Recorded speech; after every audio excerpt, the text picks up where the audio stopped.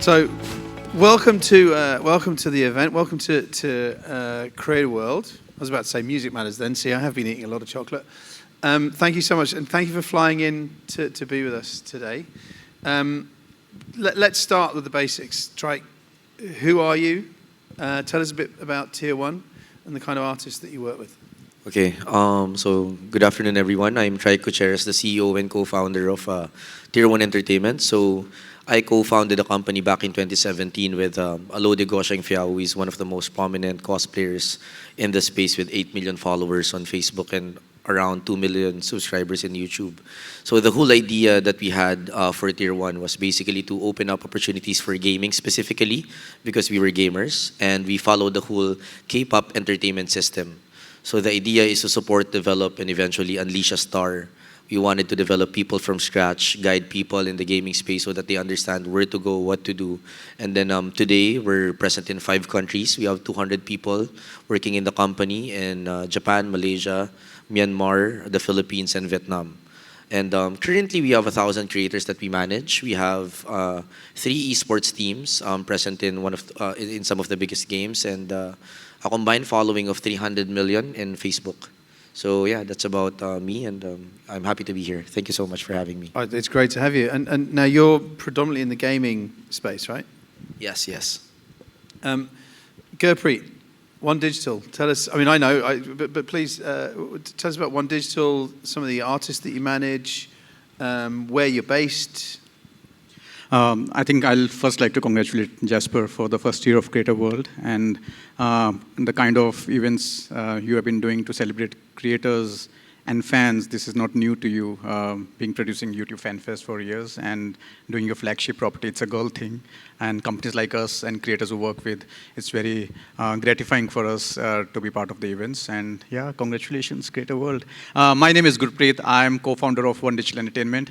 I have been working in the digital content space since last 20 years, from the early days of monophonic ringtones on Nokia 3310 phone. Not many people will know about that. Jasper, you know, because of Music Matters.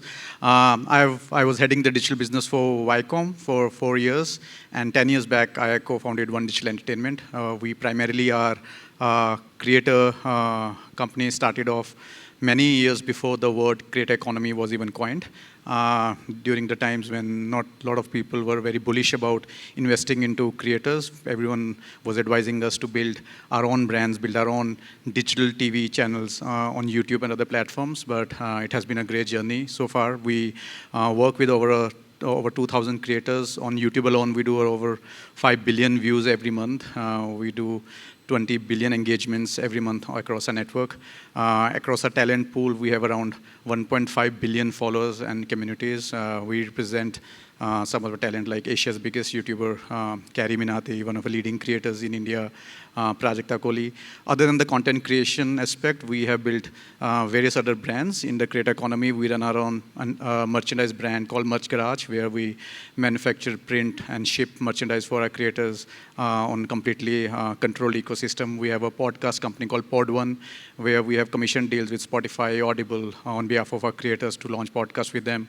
We run an on-ground festival called Social Nation, which I'm pushing Jasper to be a part of for this market. And we are working on a digital reality show, Space Hero, backed by NASA, where we are hoping to send one winner into space by March 2024. Fantastic. So we're going to talk about Asia to the world and what have you. But before that, there are quite a lot of young creators here. I'd like really just to talk about what is the role of an artist manager, and how important is it to have one? Try. I think it's very important. Like I am a creator myself, and I've been around so many creators, and I think the general problem is that when you are creating a lot of content and you're focused on creating content, right? The problem becomes, how do you find the resources that you truly need to put up different business verticals such as merch. It can be your distribution network, finding your commercialization partners, and all that, right? I think for you to be able to be really all in as a creative, as a content creator, you really need a lot of support. Like for one, taxation, all the administrative stuff that comes with it, the commercialization, and even if you become super good at what you do as a person, or maybe build a company around you, the problem then becomes this is the retention of the people who are sort of supporting you. Because you've experienced this in the Philippines and in other parts of Asia, where yes, you are one of the biggest creators in the room, and then you can pay people, may it be a video editor or like someone on the finance side, or maybe an agent that can sell you to different brands. But at the end of the day, like there's a limit to that, because if you don't put up a company, then career roadmaps are not created, then like certain infrastructures for HR are not created. Then the problem becomes you are not the destination for all of these talented people who are more than capable of supporting you as a creator, right? So I think what we built in Tier 1 that's different from everybody else is that since we created an infrastructure for commercialization, finance, and all of that, then the creator can just purely focus on what they do best instead of worrying about, the things that they don't need to worry about. And then from there, we've seen, creators really multiplying their revenues, multiplying their following, just because everything is already given.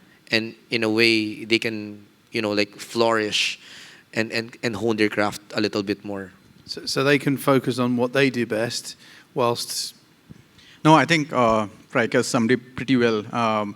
Most of the times, artist managers or artist management agencies are confused by being called just as call centers to pick up the phone calls on behalf of artists, but that's only a very small part of the job. Primarily, the part is obviously to keep guiding creators on their entire changing landscape of not just creating content, but helping them build their communities, ensuring they are engaging with their communities on a day-to-day manner, understanding the tech, finance, business, and now, more importantly, the Web3 aspects for the creators, because a lot of the creators, it's our job to ensure we are keeping them grounded and at right times have difficult conversations to keep bursting the bubble for them, to ensure that this is a full-term career which is sustainable, and help them diversify into various revenue opportunities, which a lot of times if creators are just working in isolation, they get to keep believing that they have arrived.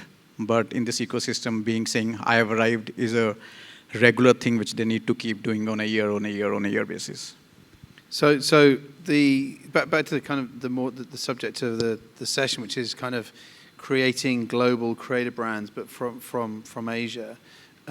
Let's start locally. How do you, as company owners and founders, how do you measure the success of your artists? So for us, we created an infrastructure that develops talents, right?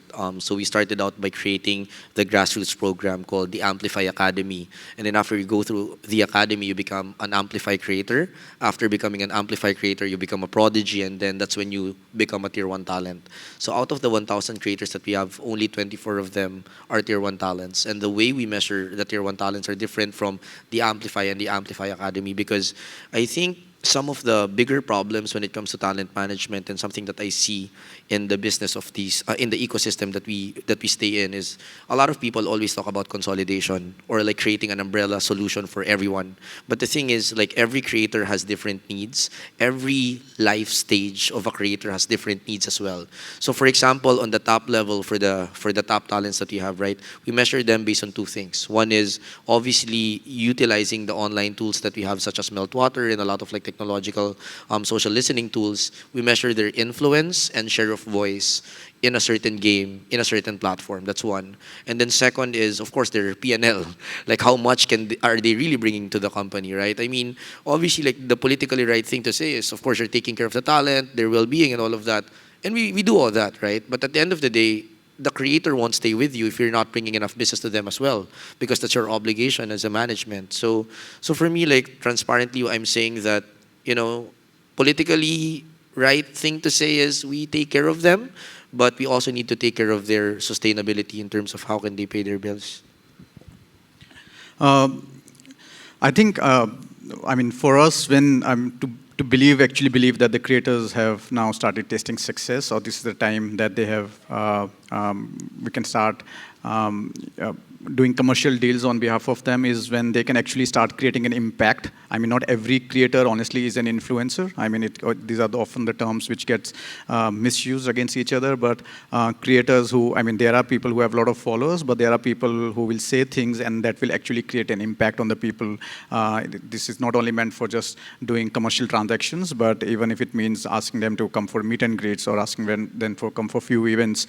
For us, I think one of our first local success stories, because like I said, we started in the early days of, at least from an India creator economy point of view, where we were convincing creators, we were convincing, they were not even any creators at that time, where we were scouting talent and we were convincing them to look at YouTube, look at the digital platforms as a serious career opportunity. And I think once we started building some of those few people and we started doing meet and greets, and those were the times when we started getting calls from parents of some fans that, who are you guys? What are you guys doing?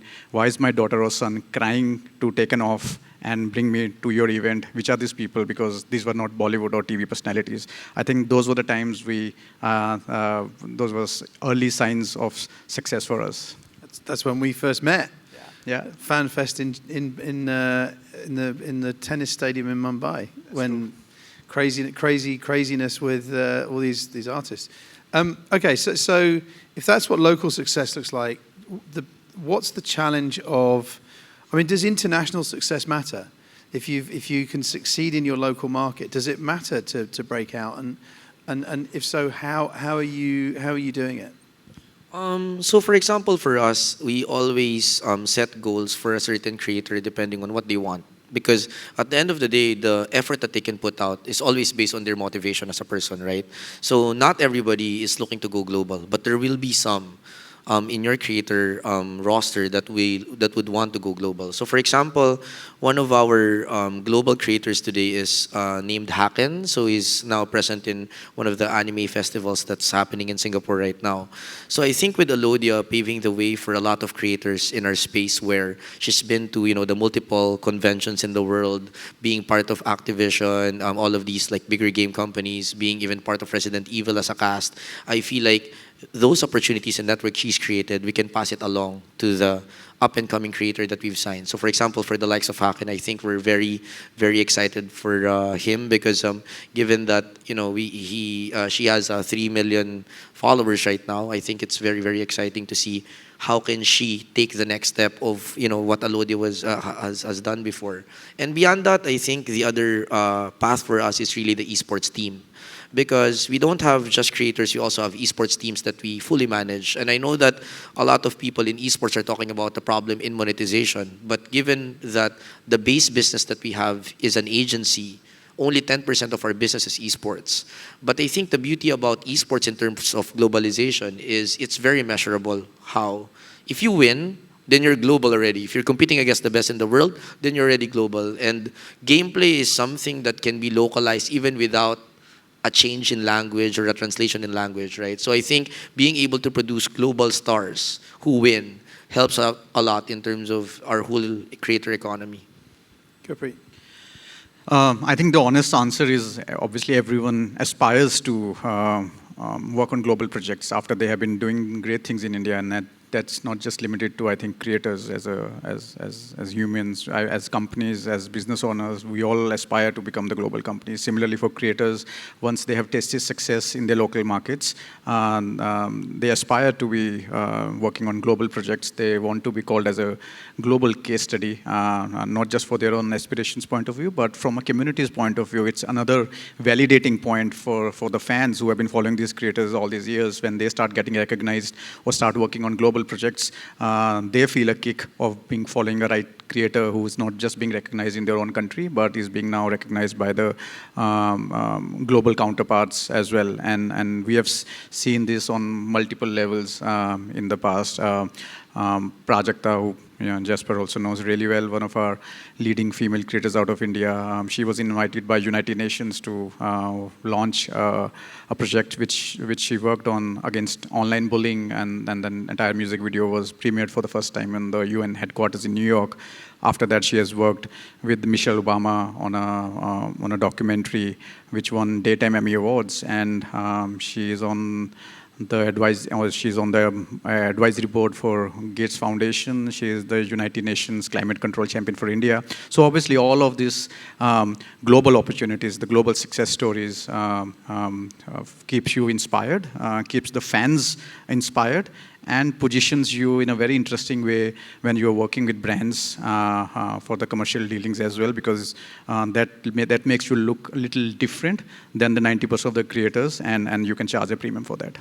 And I remember Prajakta when she had less than 100,000, probably less than 20,000 subscribers. She is very upset she couldn't be here. She has a show which she's shooting for Amazon Prime, which you guys will watch on Amazon Prime very soon. We'll get ahead to the next one. But Gurpreet, staying with you, how would you recommend? I mean, surely it's about relevance. If we've got a local influencer in whichever country, I mean, this is something that a lot of creators pre-COVID used to come to us and say, we want to go to China. And you'd say, great, why? Well, there's 1.4 billion people there. You say, okay, when was the last time you listened to a Chinese record? Never. I was like, great, so why is someone in China going to watch your video? If you don't connect with them, how are you going to... Oh, okay. And sorry, I did say record, but that's because I'm over 50. But how do you recommend? How do you for a local Asian or an influencer in this part of the world? How do they become relevant? Doesn't have to be in America or Europe. How does a Filipino become relevant in India? How does an Indian become relevant in the Philippines? Gurpreet. It's not easy, right? Because every country, specifically where there's a language barrier or there's a difference in the culture, the communities, it's not an easy thing to do. But the simplest thing is obviously to explore collaborations, and that's where we go heavily with. I mean, when I was just having a chat with Trike also, the first thing I was discussing was how can we get our creators to collaborate with each other, right? That's the you heard it here first. Yeah, and I think that's the best thing. And honestly, it's not easy for every genre of content, because I mean, it's if you're doing comedy content, I mean, you have to work more harder to ensure that you are being relevant, you understand the cultural dynamics of those countries as well. But if you're creating probably a food content, if you're creating a fashion content, right, there's a chances for you to get discovered in the international markets easier. But there's not a definite blueprint for that. This is something which you have to keep trying and keep doing different things with the entire focus of ensuring that you're not just doing it to build views by doing those collabs, but you're doing that to convert those views into your fans as well. And yeah. So okay. So we've talked about kind of on a macro level, talk about influencers and trying to get them. And it could be that they're not. It's not the same as the China story. If they're not relevant outside their country, then why bother? But we're now thinking about kind of a much bigger picture and kind of growing these global brands in this part of the world. What? Start with you again, Gurpreet. I started with you on a lot of questions, which wasn't fair on him, because he just says, yes, I agree with Trike. But Gurpreet, for the future, 2023, what does it look like for One Digital? The world's coming back to some sense of normality. We are betting big time on the entire Web3 ecosystem. We have been investing into building our some tech teams who are building blockchain solutions for us out of Cyprus, and we shall start making announcement from Jan Feb onwards. But bridging the gap to get the Web 2 communities and the Web 2 creators into the Web 3 is going to the biggest challenge for us, which is where I think most of the Web 3 ecosystem right now is struggling, because there are fascinating products, there are fascinating experiences, but with not much people adopting to the platform. So even the brands or even the creators who are doing metaverse events, but there are probably a dozen of people just watching those events out there. Let me interrupt. For people here who don't understand it, can you define Web3? I mean, it's there are multiple different definitions for Web3 outside there, but I mean, firstly, when I'm talking to creators, if I'm answering these two content creators, the first thing I tell them is to don't get very pressurized to fully understand the entire ecosystem, because nobody does. It's a work in progress ecosystem being built today. But primarily from a creator and fans point of view, what this will mean for creators is being able to have ownership of their communities directly. Right now, when we say that creator A has 10 million followers or 10 million community, it's an indirect ownership, because the ownership between the communities is rooted via the platforms on which these communities have made accounts for. But when we are talking about Web3, we are talking about a decentralized ecosystem where if your content is being consumed, if you are doing a transaction on an NFT, if you are doing a metaverse event, you can interact and own the community directly, and the fans can further be incentivized for watching your content or doing those interactions with those. There will probably be not many centralized players who will be involved between the connection between the communities and the creators. Very good. So 2023 is Web3 for you. You mentioned that you're having blockchain created in Cyprus. If you want anyone to come and help carry your bags next time you go to Cyprus, I'm more than happy to help. It can be useful. Try. What does 2023 look like? What's exciting for you? There's a lot of exciting things for Tier 1. I think when we started this out, by the way, the company's registered in Singapore as well. We were at talent management. Then eventually we realized that, hey, out of all the commercialization that we're getting, maybe we can do more. And then eventually we created media properties around our talents, put up our own esports team, because then we fully own the IP on the esports side, and we created multiple reality shows around the talent so that we can sell them in a different way. And it also provides a platform for them to be able to grow and collaborate at the same time, right? And right after that, we went into retail. So we're now producing multiple items for our talents and for our IPs as well. In fact, for Blacklist International, which is the world champions for Mobile Legends, one of the more popular one of the more popular mobile games in the world, it has I think a peak viewership of 3 million concurrent users when the world championship is aired. We were able to get $300,000 in total in just 1 year for just the jerseys. So I think that combining with NFTs is something that can be the future product of Tier 1. I think that's one. And second, I think being able to create an event IP in this day and age of post-pandemic where everybody just wants to go out, and having that creator show match between maybe their talents and our talents in India or in the Philippines or in any other country, I think that's very exciting. And at the same time, like our esports team versus the local hero of a certain country will be exciting as well. So we're trying to put up an event called Blackout, is what we call it. It's a music, arts, and gaming festival, which we want to be able to integrate Web3 NFTs that has Web2 tangible, use cases such as shirts or whatever, and then eventually have a show match of our esports team and creators versus creators as a main thing, and hopefully other artists as well, because Warner Music is also invested in Tier 1. Fantastic. Well, very exciting stuff ahead. I think on the creator side of things as well, what prediction would you have, start with Gurpreet as well, for the creator economy over the next 12 months? We talked about Web3, but is there a prediction? What's coming over the hill? Again, I mean, Web3 for sure.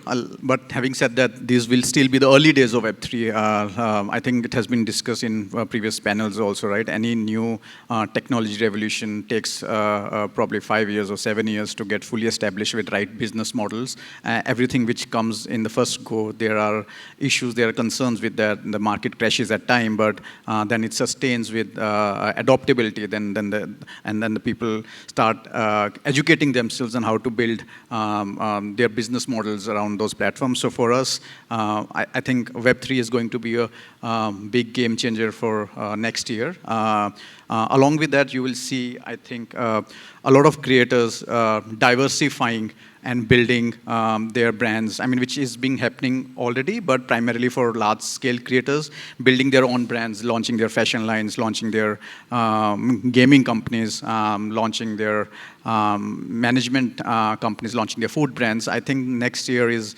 you will see a lot of these stories. There are few stories which we refer to from a Western market point of view, but I think you will see a lot of those stories coming out of Asia. I think the biggest challenge for a lot of creators today is, like before, people were digesting and consuming a lot of YouTube content that were more than 10 minutes, 15 minutes. But today, like it's a 30-second TikTok that works, and in Reels in Instagram, or maybe some shorts in Facebook, right? So I think the challenge for any creator is how do you adapt to that format?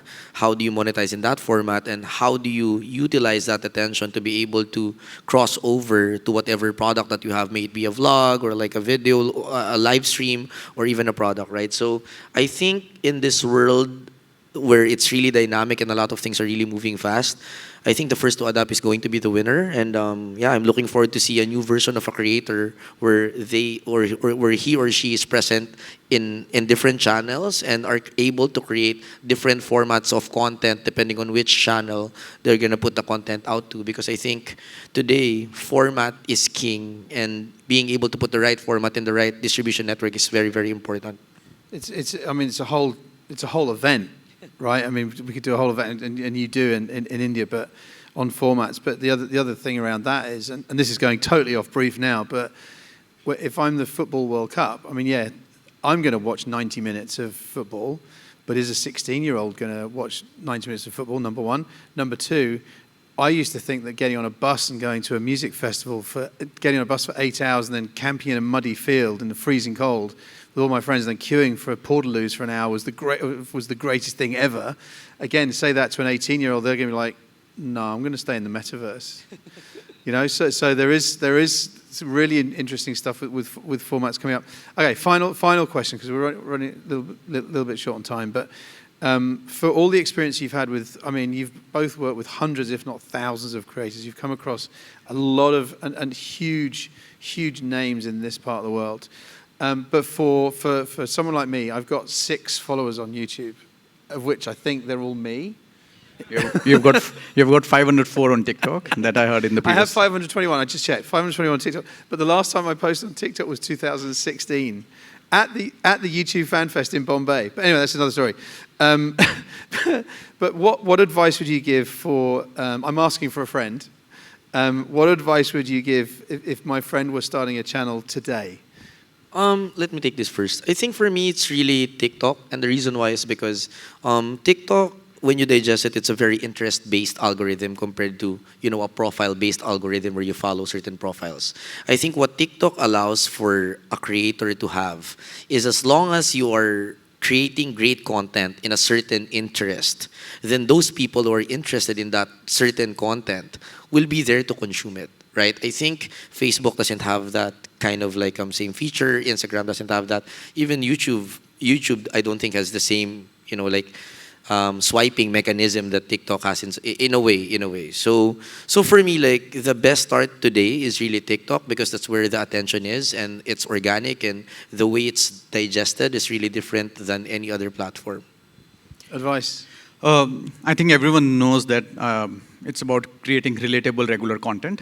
So I would not keep giving the same advice again and again. But if I have to add on from today's point of view, is to have a very entrepreneur mindset, because the content creators and artists are not right now just about creating content and putting on the platforms and just forgetting about it. You need to understand the entire dynamics of how the business is working around that. You need to understand the algorithm, which means you need to have an understanding from a tech point of view. The more knowledgeable you are, the more better you will be able to navigate your ups and downs of your career, because every creator will go through an ups and downs, and the more you have the understanding of how the entire business model is working, how will you diversify your communities to build sustainable different revenue models. I think having a entrepreneurial mindset is the first big advice that I would want to give others. And secondly, if somebody is starting a new channel, because you're starting at a time when there are tons of creators with millions of followers, there are times people self-impose pressure on themselves, which is probably not required, because even though there are tons of creators out there, but there are also many, many more possibilities which were not there many years back. There are so many platforms, there are so many new people who are watching content, and there are so many new experienced artist managers and agencies like us who have understood this ecosystem much better than before, and I think just keeping the mental health in by not putting unrequired pressure of numbers is definitely something which I would want to tell the new creators. Great answer. Now I could carry on this conversation forever, but unfortunately time is up. But I love your idea, the 3 tiers. I didn't know about the 3 tiers at tier 1. That's an awesome idea. Talk about being relevant. You talked about collaboration. Talk about Web3. But also then you went from the ultimate in digital to the ultimate in analog and talk about events. So that's good. We talk about adapting formats, talk about TikTok. I think we're going to hear a lot about TikTok in a minute. Entrepreneurial nature. But I think from the whole topic of this, with the building global creative brands in Asia, I think, ladies and gentlemen, Asia matters. I think we're in the right place at the right time. And so thank you so much for joining us today. What you don't know is Jim has literally been warming up backstage. He's been jumping around and stuff. But Trike and Gurpreet, thank you so much Thank you, for Justin. coming to Thank you. Singapore and joining us this week. Thank you.